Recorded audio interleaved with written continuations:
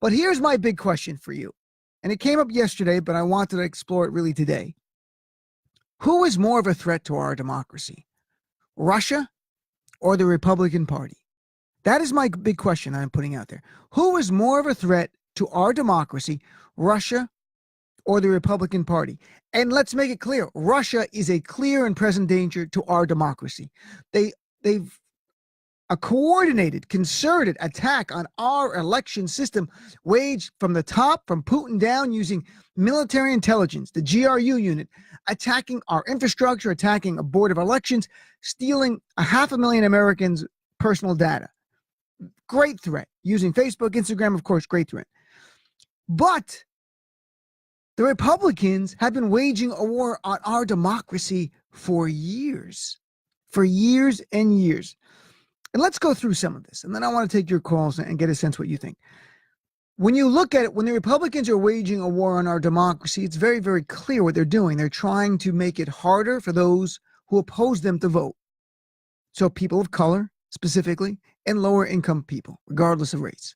So African Americans, Latinos, they want, because they see numbers and shows demographically, they support Democrats more, and lower income white people. Well, that kind of a split there. Some are still conservative, some are liberal, and they want to just make it harder for lower income and even younger people to a certain extent who don't have money yet. So if you go back in time, here is the coordinated, concerted effort of the GOP to undermine our voting laws.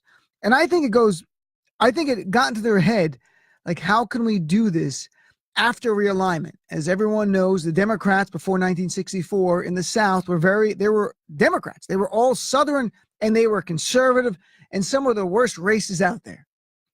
64, the Civil Rights Act gets passed, big, massive realignment. And over time, and Lyndon Johnson said when he signed the Civil Rights Act, I've just given away the South to the Republicans for the future. I'm slightly paraphrasing, but that's what he said. And he was right. Republicans, then the Democrats who were conservative down in the South soon became Republicans. And that's what we have now. I think, though, it also goes to the very next year is when it started, as the realignment happened. August 6, 1965, Lyndon Johnson signs the Voting Rights Act. It was enacted in response to nearly a half century of discrimination against African Americans, trying to disenfranchise them from voting.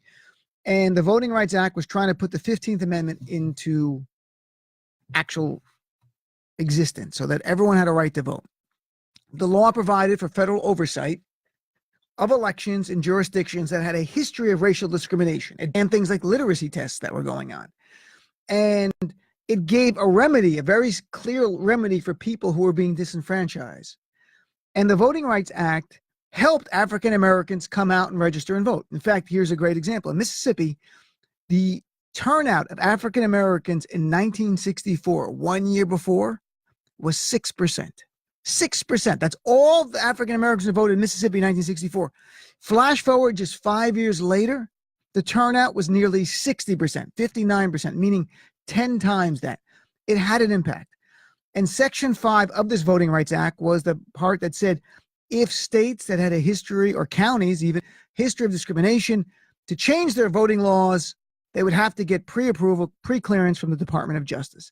The result was that nearly 3,000 laws were blocked from 1965 to 2013, when primarily Republicans tried to change the law to make it harder for African Americans to vote. This all ended, folks, in 2013. The Supreme Court had their dream of finally getting a very conservative Supreme Court. So the 5 Republicans on the Supreme Court, in the case of Shelby versus Holder, Holder being Eric Holder, these 5 Supreme Court justices gutted the Voting Rights Act. And they said it made sense in the 60s and 70s, but it does no longer represent, it's now an unconstitutional violation of the power to regulate elections that are reserved for each state. They said it imposed a undue burden and that it was out of date. So these states that had to get pre-clearance, such as Alaska, Alabama, Texas, South Carolina, parts of North Carolina, Mississippi, Louisiana, they were all free to enact whatever laws they want. And what did they do, these Republicans? You know what they did. They enacted voter ID laws. They were no longer obligated to get the Department of Justice clearance. So they went on a concerted effort like the Russians did in a snapshot, but over time, using democracy to undermine our democracy for the exact same purpose. Although with the Russians, it was to try to influence to get a candidate who supports them. With the Republicans, let's be honest, that's similarly what they're doing. They're trying to get other Republicans who support them. So we saw strict voter ID laws in states like Georgia, which they could have not have done before Shelby case, before the dream of the conservatives to undermine the Voting Rights Act could happen. So in states like Georgia had been on the list, Mississippi, Tennessee, Virginia, Arizona, these states would not have been allowed. They would have not have been allowed but for 5 Republicans on the Supreme Court voting against the 4 liberals. So, for example, what we had in North Carolina then, their voter ID law was overturned by the Court of Appeals down there. Thankfully, we still have a court system, but they ruled it was with surgical precision targeting African-American voters. So it was unconstitutional. Wisconsin, even states that weren't on this, Republicans around the nation began passing voter ID laws all over. They've been doing that before Shelby, but then even in the states that Shelby would have protected, the Voting Rights Act would have protected them, was no longer there. So you got a state like Wisconsin. The voter ID law, very strict. Study after the last election says, based on this study, 23,000, it was University of Wisconsin-Madison study, by the way, 23,000 people in the state said they did not vote because of the voter ID laws. And the breakdown was 28% were African-American, deterred from voting, while only 8% of white people. And among people with income, 21% of household incomes less than 25,000 were deterred compared to 2.7%. What does deterred mean? It didn't mean they actually didn't have the voter ID laws, but they heard all this rhetoric, this scary stuff from Republicans about voter ID laws. And some people didn't know they had the voter ID that they needed. They didn't know how to get it. They didn't want to spend the money. They couldn't afford to go. They didn't know where to get their original birth certificate, to get it, to bring it to their state because they were born somewhere else. So the result was 28% of African Americans were deterred by the voter ID law. That, to the Republican Party, is a success. That is how they define success. Black people not voting is how the Republican Party defines success. Brown people not voting. Young people, poor people not voting. Let's talk about something else, not just voter ID laws. GOP partisan gerrymandering. They did it big time at the turn of the decade because they controlled so many state legislatures. This kind of aggressive gerrymandering results in uncompetitive races and an unfair advantage for the Republicans because after the census, they sit there and they redesign the state legislative and congressional districts. And because the Republicans were in control of so many states, they were able to draw ridiculous, grotesque maps that would reduce the amount of power Democrats had. They would put them in their own little box in one district, or it's called packing or cracking. They would crack so the districts were just diluted. The Democrats were diluted and they had no power. And let me give you some examples here of what that means in real life. In Wisconsin, 2014, after their insane partisan gerrymandering, of the 99 seats in the state assembly, Republicans got 63 of them, but they only got 52% of the statewide vote. They only got 52%, but they got 2/3 of the state legislative seats because they had designed the state legislative map so grotesquely to help them. They were able to do that. North Carolina, in their congressional race in 2016, folks, this is not years ago, and this is not the voter ID thing. This was another thing North Carolina did. Horrifically partisan gerrymandering. 46% of voters in North Carolina in 2016 cast their ballot for Democratic candidates. Yet only 24% of North Carolina is represented by Democrats now in Congress because of the way they designed it. 13 congressional seats, 10 are Republican, 3 are Democrat. Think about that. 46% of the vote went to Democrats. 53% went to Republicans. But the Republicans have 10 congressional seats, the Democrats 3. That is undermining democracy yet again. What else have they done?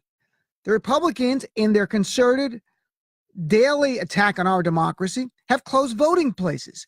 According to the Nation, there are now 868. Let me repeat that.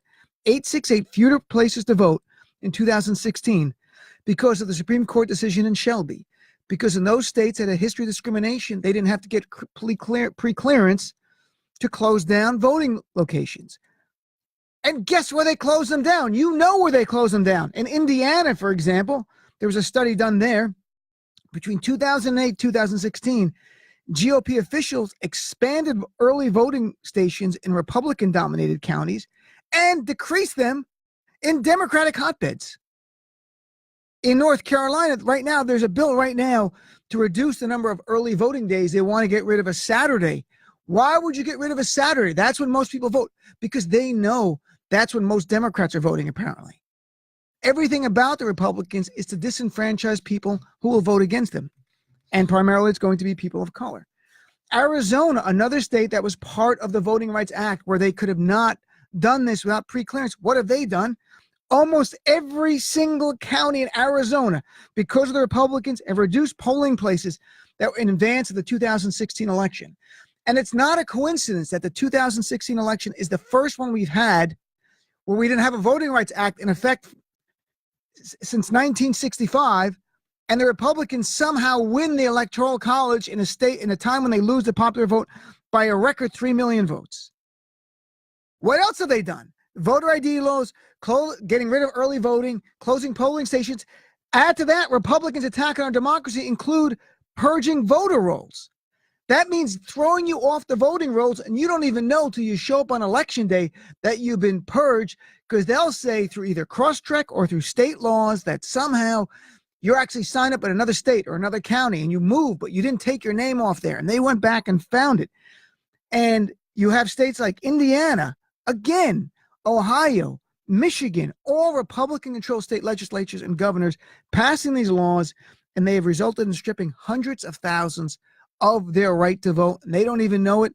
And guess what? The Supreme Court just did 3 weeks ago.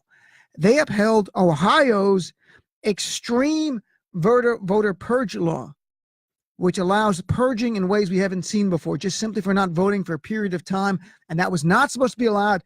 But the 5 Republican justices, including Kennedy, found a novel way to uphold a law which should have not been upheld. And who is more of a threat to our democracy, Putin or Republicans? Let me add one more thing that happened today. And this, to me, is on the verge of treason. What happened today? It just happened, breaking news, short time ago. There was a vote in the House on funding, and Democrats wanted to increase funding grants for a program to give Federal Election Assistance Commission grants to states so they can shore up their state election system and their state election computers and apparatus. And guess what? The Republicans voted it down. And the Democrats were on the floor chanting USA, USA, and screaming like, don't vote, how could you vote this down? This happened today, this afternoon. The GOP said no and excluded money for election security grants to states right after we get the Mueller indictment on Friday showing Russian military intelligence. How, with a straight face, can any Republican support that? And what did they say? There's plenty of funding already. That was their answer to this. We're talking about a few $100 million for this funding, not billions of dollars. They have hundreds of millions for everything, billions for everything. Military budget going up, the record numbers. You couldn't give a few $100 million more to shore up the 2018 election? Because the Republican Party, in my view, is a greater threat to our democracy than Russia will ever be. That's why. Think about it. The GDP's for years been attacking our democracy with a strategic way to undermine the Voting Rights Act, which they finally got through the Supreme Court. Then voting ID laws, closing polling stations, reducing early voting days, partisan gerrymandering, and voter registration purges, and then today voting not to give additional funding for states to shore up their election apparatus for an election which we know will be attacked, because Dan Coates, Director of National Intelligence, said there are daily attacks on our election. Can you believe this is happening in 2018 in this country? The greatest threat to our democracy is within. Don't get me wrong, Russia is a threat. They are an enemy, competitor. They are a threat to our nation. There's no doubt. And they will do what they want to do to try to sway our election. And we will fight them as a foreign threat. But there's a domestic threat sitting right among us. And they are in Congress and they're in state legislatures, and they're taking away your right to vote, especially African Americans who gave their life simply to vote. And these guys are taking it away. And this should outrage every single American, at least those who care about franchising people to vote, as opposed to those who disenfranchise. Democrats, thank God we're the party now who want to make it easier for you to vote. So when you automatic voter registration should be national. You should be automatic. Turn 18, boom, you're registered. That gets rid of all of their games. They won't do it. In certain states, we're doing it now. We have to make a concerted effort to bring this up to people, to shore up our elections. There's ways of doing it. That's my point of view. I'm very passionate about this. I think voting is the lifeblood of a democracy. Yes, we're a republic. I get that. But democracy is through voting. We want to preserve that. We want to protect it. It is sacred to us because we believe in it. And the Republican Party does not believe in democracy. They believe, and that's why they have no problem with Trump. They want an authoritarian leader because they just want to run the gamut on all their views on issue after issue, overturning Roe versus Wade, to overturning marriage equality, to upholding voter ID laws. Who knows? Brown versus Board of Education. I have no clue what the end game is for them. So this is where we are today. Who do you think is more of a threat? I'd love to hear from you. 866-997-4748. 866-997-4748. Give me a call. Tell me, are they equal threats? That's fine. Do you think the Russians are more of a threat because there's sophistication with the computers? And they do it surreptitiously and we don't see it. I can get that. But the Republicans are taking our democracy, using democracy right in front of us, and there are no good Republicans standing up. There are zero standing up for our democracy. It is absolute bullshit. There is no voter ID threat. There's no voter fraud threat. And if you even want to argue that a handful of cases, then there's still no straight-faced argument for shortening early voting days or purging people from the voting rolls or closing polling stations and egregious partisan gerrymandering. Nope. There's no fraud argument there. So we can play a game. Is there fraud? No, every study has shown a handful of cases of voter fraud. That's not why this is enacted. It's enacted to disenfranchise African-American, Latinos voters, and lower-income voters, including young people. That's what it's about. Let's call this out for what it is. It's an attack on the democracy run by Donald Trump and the GOP, and it goes right down to the state and local level. That's how complicit and corrupt the GOP is today.